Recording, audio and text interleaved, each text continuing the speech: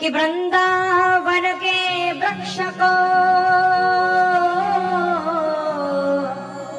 मर्म न जाने कोई, डार डार हर पात पात श्री राधे राधे हो। जिस वृंदावन में डार डार पर पात पात पर एक ही शब्द सुनाई देता है, श्री राधे श्री राधे, ऐसा वो श्री धाम वृंदावन है। वहां जब आप जाओगे, आपको यदि कोई रिक्शा वाला भी मिलेगा ना वृंदावन में, तो वो भी ऐसा नहीं कहेगा हट जाओ बच जाओ, उसके मुंह से भी यही निकलेगा राधे राधे राधे राधे। वहां उठते बैठते खाते पीते हर समय राधा रानी का नाम निकलता है। तो ऐसा वो श्रीधाम वृंदावन। नारद जी बोले, भक्ति यहाँ आपके बच्चों का कोई ग्राहक नहीं है, ये तो केवल भक्ति की भूमि है। यहाँ ज्ञान और वैराग्य का कोई काम नहीं है। लेकिन भक्ति आप चिंता मत करो, मैं आपके दोनों पुत्रों को स्वस्थ करूंगा। और नारद जी बड़ी अच्छी बात भक्ति को कह रहे हैं। ये बात हम सबको याद कर लेनी चाहिए। नारद जी भागवत में कह रहे हैं महात्मा के वृथा खेदय सेवाले अहो चिंता तुरा कथम श्री कृष्ण चरणाम्भोजं स्मर दुःखं गमिष्यति। नारद जी बड़ी सुंदर बात कह रहे हैं। कहते हैं कि देखो भक्ति, आप चिंता मत करो। अहो चिंता तुरा कथम, क्यों चिंता करती हो? सारी चिंताएं तुम्हारी मिट जाएंगी। केवल एक काम करो। बोले महाराज क्या करूं? बोले श्री कृष्ण चरणाम भोजम स्मर दुखम गमिष्यति। हे भक्ति, आप भगवान श्री कृष्ण के चरणों का स्मरण करो, भगवान के चरणों को याद करो। प्रभु के चरणों के स्मरण से दुखम गमिष्यति, सारे दुख दूर हो जाते हैं। बंधुओं, जीवन का सबसे बड़ा दुख ही तब आता है जब हम भगवान को भूल जाते हैं। भगवान को भूलना ही जीवन का सबसे बड़ा दुख, सबसे बड़ा संकट है। और जब हमको प्रभु का स्मरण है, जिस समय हमको भगवान की याद बनी हुई है, वो हमारे जीवन का सबसे बड़ा, सबसे शुभ दिन है।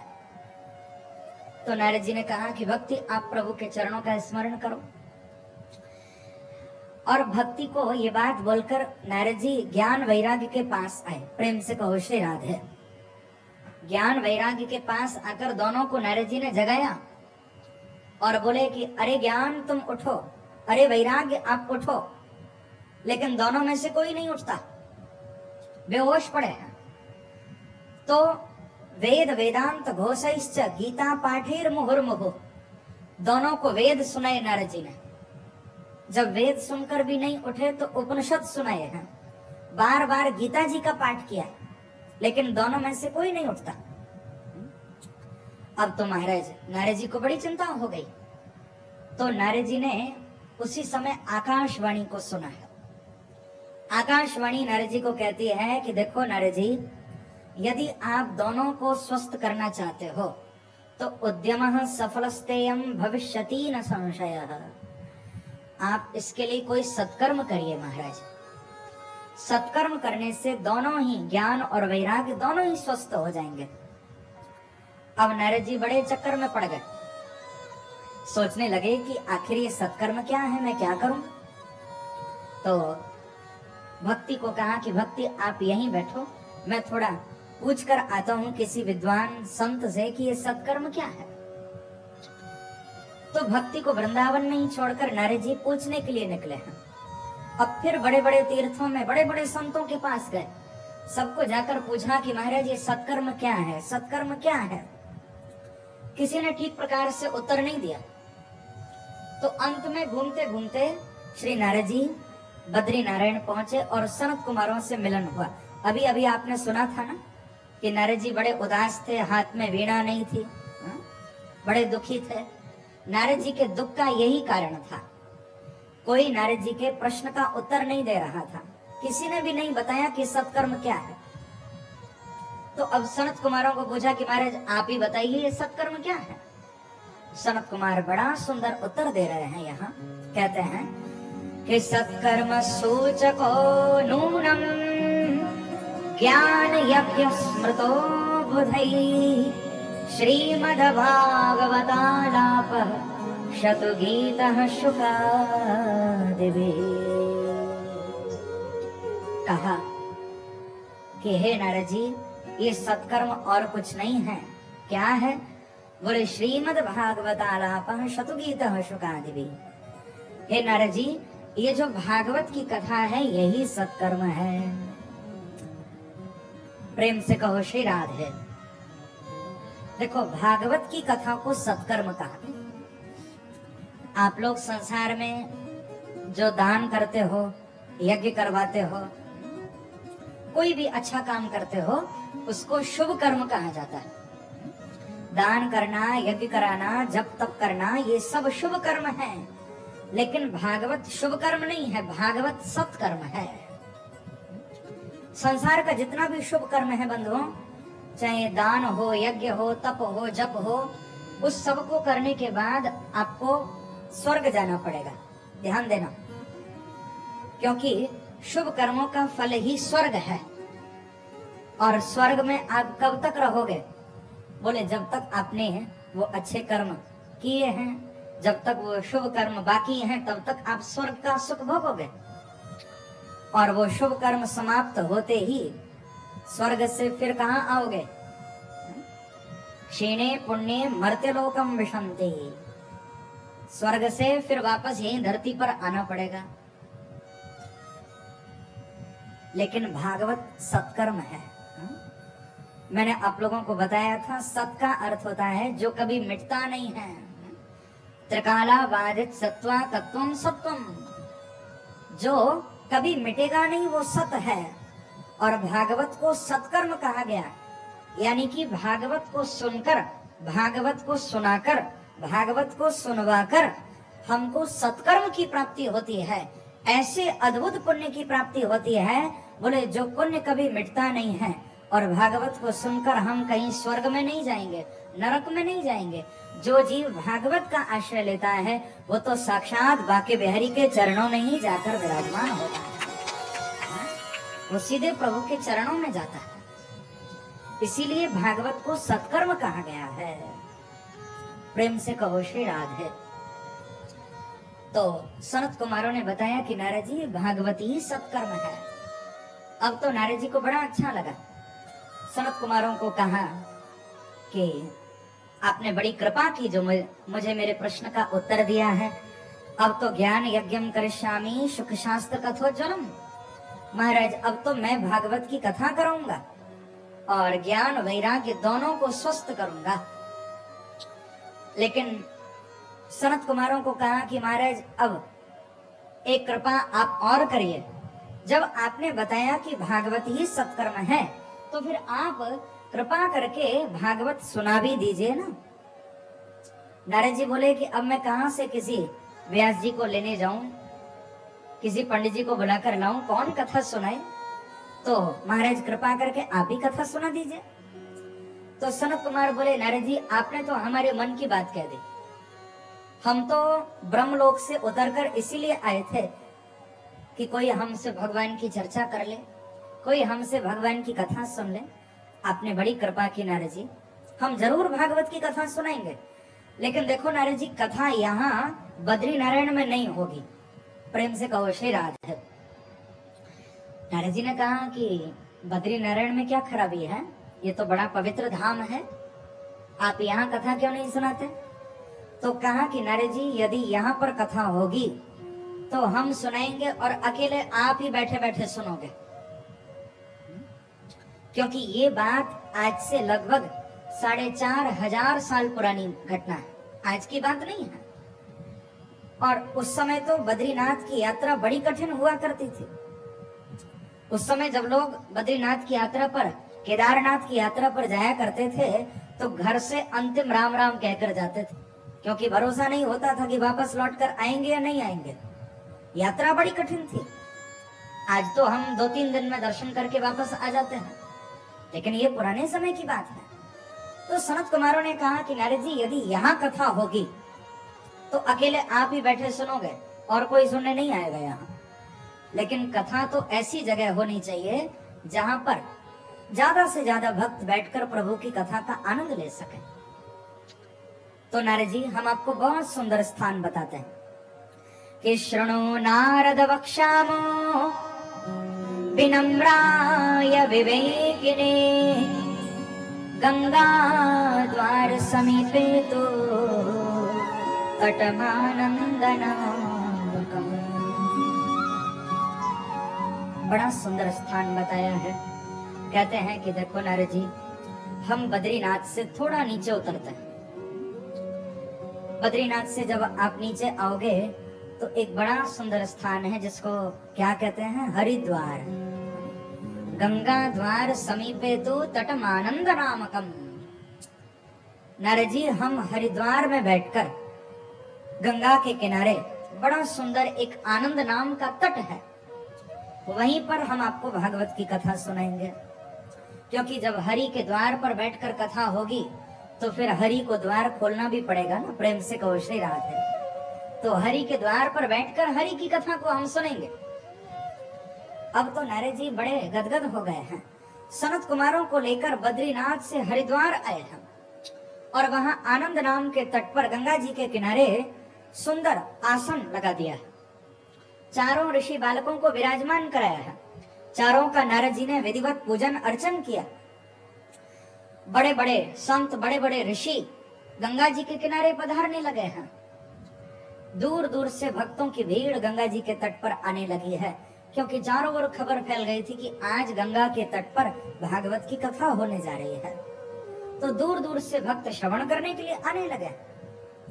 यहाँ पर जय शब्द, नमः शब्द, शंख शब्द होने लगा है और भागवत जी की सब जय जयकार करने लगे हैं। बोलो श्रीमद् भागवत महापुराण की। सब जय जयकार कर रहे हैं भागवत की। सनत कुमार आसन पर विराजमान हुए, विधिवत पूजन अर्चन हुआ है और भागवत का बड़ा सुंदर महिमा सनत कुमार सुना रहे हैं। कहते हैं कि सदा सेव्या श्रीमद् भागवती कथा यस्या श्रवण मात्रेण हरिचित्तं समाश्रये। सनत कुमार कहते हैं कि सदा सेव्या भागवत की कथा को, भगवान की कथा को सदा सुनते रहो, सदा सुनते रहो। सदा सेव्या श्रीमद् भागवती कथा। किसी ने कहा कि महाराज अरे एक बार सुने, दो बार सुने, तीन बार सुने, कितनी बार? कोई लिमिट तो होगी, क्योंकि कथा तो वही है, वही राम कथा, वही कृष्ण कथा। कथा तो बदलती नहीं है, वही भगवान की लीला है। फिर महाराज कितनी बार सुनी जाए कथा? देखो बंधुओं, आप लोग जैसे हरिद्वार में जाते हो गंगा जी के किनारे स्नान करने के लिए, हर की पौड़ी पर स्नान करने की कितनी महिमा है। हाँ? दूर दूर से भक्त गंगा जी के उस घाट पर जाकर स्नान करते हैं, गोता लगाते हैं। अब आप बताइए, क्या गंगा जी का वो घाट बदल गया है? वो तो हजारों साल पुराना घाट है। वहीं पर उसी हर की पौड़ी पर जाकर सब स्नान करते हैं। घाट नहीं बदला, लेकिन उस घाट के नीचे बहने वाला गंगा का जल वो कभी पुराना भी नहीं होता है। आप जब चले जाओ गंगा जी का जल आपको नया ही मिलेगा। हाँ? घाट वही है, लेकिन उस घाट के नीचे बहने वाला जल वो हर पल नया है, नित्य नूतन है, वो कभी पुराना नहीं होता। बंधुओं, ऐसे ही भगवान की कथा भी है। अब कथा तो वही है, वही राम कथा, वही कृष्ण कथा, भगवान की कथा कभी बदलती नहीं है। लेकिन आप जब जब कथा में आकर बैठोगे तो आपको हमेशा नए आनंद की अनुभूति होगी। आपको ऐसा ही लगेगा कि ये कथा तो हम पहली बार सुन रहे हैं। हाँ? प्रेम से कहो श्री राधे। दिने दिने नवम नवम, भगवान की कथा वो तो नित्य नूतन है, रोज नई नई प्रतीत होती है। तो किसी ने कहा कि महाराज कब तक कथा सुने, कब तक इस अमृत को पिए? तो एक ही उत्तर मिला कि जब तक जियो तब तक पियो। जैसे भोजन करने से कभी तृप्त नहीं होते ना, सुबह भी अलग चाहिए, दोपहर में भी अलग भोजन चाहिए, शाम को भी फिर चाहिए। कभी ऐसा कहते हो कि महाराज बस अरे वही सब्जी वही रोटी कितनी बार खाएं? कभी ऐसा कहते हो? नहीं ना। तो जब भोजन से हमको संतोष नहीं होता तो फिर भजन से क्यों हम संतोष करते? प्रभु की कथा से क्यों संतोष करें? जब जब जहां जहां प्रभु की कथा सुनने को मिले तब तब हम बड़े भाव से भगवान की कथा का श्रवण करें। तो सनत कुमार भागवत जी की महिमा सुना रहे थे। अब देखो बड़ा चमत्कार हो गया। कथा तो हो रही थी हरिद्वार में, लेकिन हरिद्वार से भागवत की उस जय जयकार का शब्द वृंदावन में भक्ति ज्ञान और वैराग्य के कानों तक पहुंच गया। देखो कहां हरिद्वार और कहां वृंदावन। कथा हो रही है हरिद्वार में, भक्ति ज्ञान वैराग्य ये तीनों बैठे हुए हैं वृंदावन में, और भागवत की जय जयकार का शब्द वृंदावन तक पहुंच गया। अब तो भागवत की जय जयकार सुनते ही ज्ञान और वैराग्य दोनों ही उठकर खड़े हो गए। जो वेद सुनकर नहीं उठ रहे थे, जो उपनिषद सुनकर नहीं उठ रहे थे, दोनों उठकर खड़े हो गए और अपनी माँ भक्ति को दोनों ने कहा कि माँ हमको आप हरिद्वार ले चलो, हमको भगवान की कथा सुननी है। भक्ति तो बड़ी प्रसन्न हो गई। ज्ञान और वैराग्य दोनों को लेकर भक्ति महारानी सीधे अब वृंदावन से हरिद्वार की ओर जा रही हैं। सुत जी महाराज वर्णन करते हैं यहाँ पर भक्ति ज्ञान और वैराग्य कितने अद्भुत स्वरूप से हरिद्वार की ओर जा रहे हैं कि भक्ति सुतो तो तरणौ गृहीत्वा प्रेमैकरूपा सहसा विरासीत्। श्री कृष्ण गोविंद हरे मुरारे नाथेति नामानि मुहुर्वदन्ते। भक्ति ज्ञान और वैराग्य तीनों ही इस सुंदर कीर्तन को गाते हुए आज हरिद्वार की ओर जा रहे हैं। हम लोग ये कीर्तन गाते हैं ना, श्री कृष्ण गोविंद हरे मुरारे हे नाथ नारायण वासुदेव। ये भागवत के महात्म का कीर्तन है। महात्मा भक्ति ने अपने मुख से इस कीर्तन को गाया है। तो भक्ति ज्ञान वैराग्य तीनों ही इस कीर्तन को गाते हुए सीधे हरिद्वार की ओर जा रहे हैं। आइए हम लोग भी भक्ति के साथ गाते हुए वृंदावन से हरिद्वार की ओर चलें। 2 मिनट के लिए बड़े प्रेम से गाइए। श्री कृष्ण गोविंद हरे मुरारे हे नाथ नारायण वासुदेव। श्री कृष्ण गोविंद हरे मुरारे हे नाथ नारायण वासुदेव। श्री कृष्ण गोविंद हरे मुरारे हे नाथ